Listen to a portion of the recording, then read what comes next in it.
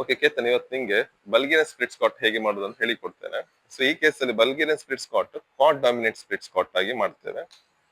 ಈಗ first position ಹೇಗೆ ತಗೊಳ್ಳೋದು ನೋಡುವ.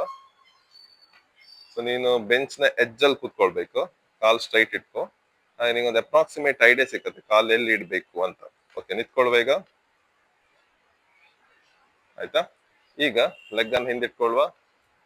ಸೊ ಯಾವ ಲೆಗ್ ಹಿಂದಿಟ್ಕೊಂಡಿದ್ಯಲ್ಲ ಅದೇ ಕೈಯಲ್ಲಿ ಡಂಬಲ್ಸ್ ಇಟ್ಕೊಳ್ವ, ಆಗ ಬ್ಯಾಲೆನ್ಸ್ ಸುಲಭ ಆಗುತ್ತೆ. ಸೊ ನೀವು ಲೆಫ್ಟ್ ಲೆಗ್ ಅಲ್ಲಿ ಮಾಡ್ತಾ ಇದ್ರೆ ಓಕೆ. ಸೊ ಫುಟ್ ಪೊಸಿಷನ್ ಸ್ವಲ್ಪ ಔಟ್ ಸೈಡ್ ಇರ್ಲಿ. Next, so Bulgarian split Scott ಇದು ನೀ ಡಾಮಿನೆಂಟ್ ಮತ್ತೆ ಕಾಟ್ ಡಾಮಿನೆಂಟ್ ಆಗಿರೋದ್ರಿಂದ ನಿನ್ನ ಎಲ್ಲ ಫೋಕಸ್ ಈ ಪೋರ್ಷನ್ ಮೇಲೆ ಇರ್ಬೇಕು. ಆಯ್ತಾ? ಎಸ್, ಹೋಗುವ, ಡೌನ್ ಹೋಗುವ. ಎಸ್, ಬರ್ಲಿ ಬರ್ಲಿ. ಎಸ್,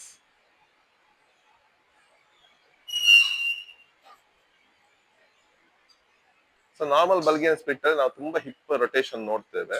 ಸೊ ಇದು knee dominant. So almost focus ನಮ್ದು ಲೆಗ್ ನ ಫ್ರಂಟ್ ಪಾರ್ಟ್ ಮೇಲೆ ಇರುತ್ತೆ. ಸೊ ನಿಮ್ಗೆ ಬಲ್ಗೇರಿಯನ್ ಸ್ಪ್ಲಿಟ್ ಸ್ಕಾಟ್ ಇಷ್ಟವಾ? ಕಮೆಂಟ್ ಮಾಡಿ. ಮತ್ತೆ ಇದೇ ತರದ ವಿಡಿಯೋಗಳಿಗೆ ಫಾಲೋ ಮಾಡಿದ್ದನ್ನ ಮಡಿಬೇಡಿ.